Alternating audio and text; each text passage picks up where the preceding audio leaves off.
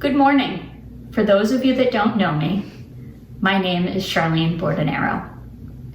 Denny asked me to speak about an experience in my life that reflects the first line of our benediction. Go forth into the world and serve God with gladness. Focusing on the serve God, which involves loving God with all your heart and your neighbor as yourself, as Jesus taught us. Now for the opportunity this past year to help someone else in my life in the most life-changing way possible. My boss, Chris, was in kidney failure. Now, Chris was more than just an overseer of my work. He was a friend to me. You see, 10 years ago, I was working in a job in corporate America where it wasn't possible to be viewed as a successful mom.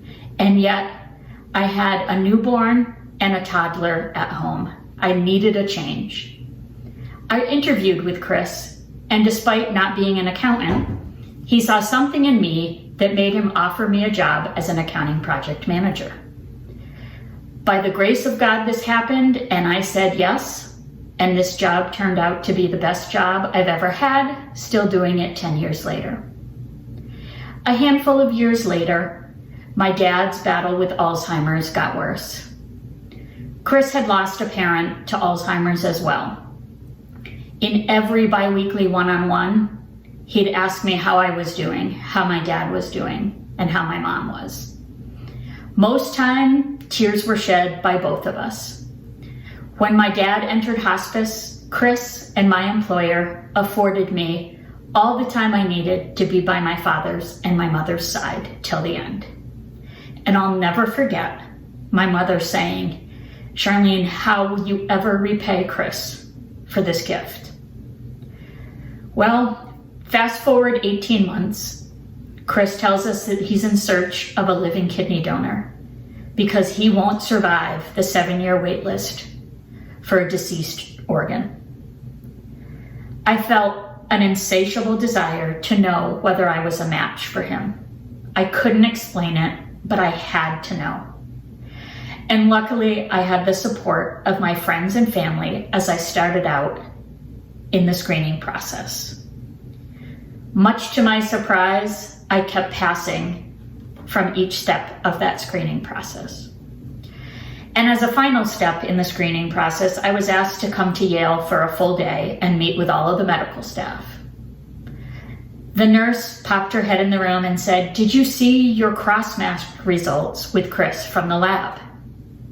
I said, "No." She said, "You're a match as if you're a sibling." Then the nephrologist sat me down and said, "Charlene, look at this screen. One of 3 things is happening here. Either you're both from the same part of the world."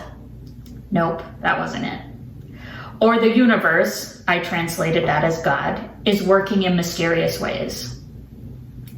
I thought that was probably the case. He said, "Or one of you has a father you don't know." Wow, just wow. Needless to say, I was approved as Chris's donor, and we waited for a surgery date.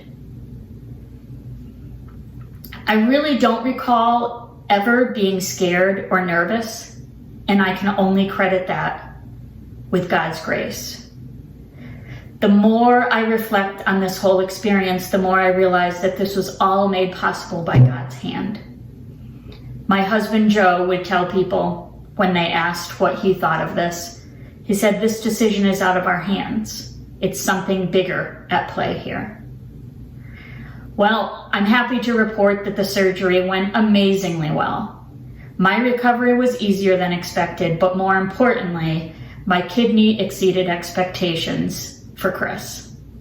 And actually, the doctors could not explain why the kidney kicked in as quickly and as strong as it did. You see, there were several factors that defied the kidney working as quickly and as well as it did. Female to male, non-relative donor, robotic surgery, God's grace again.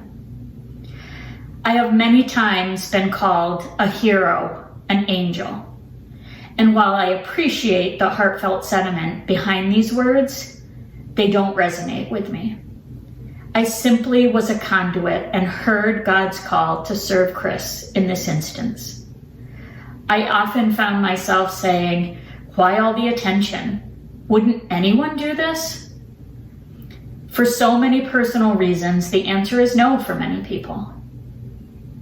However, for me, the answer was never anything but yes. I had one person say to me, Charlene, you had everything to lose and you didn't blink. You see, in order to serve God, you have to trust God. That made the difference for me. Now that is a testament to the constant nearness of God in my life and my decision.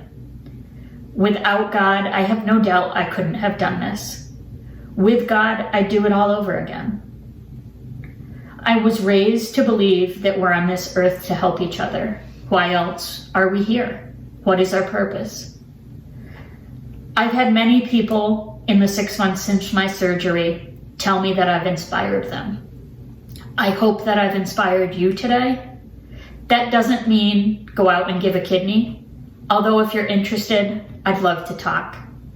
But maybe it means you smile at a stranger, you drop off a meal to a new mom, you call a friend who's having a hard time.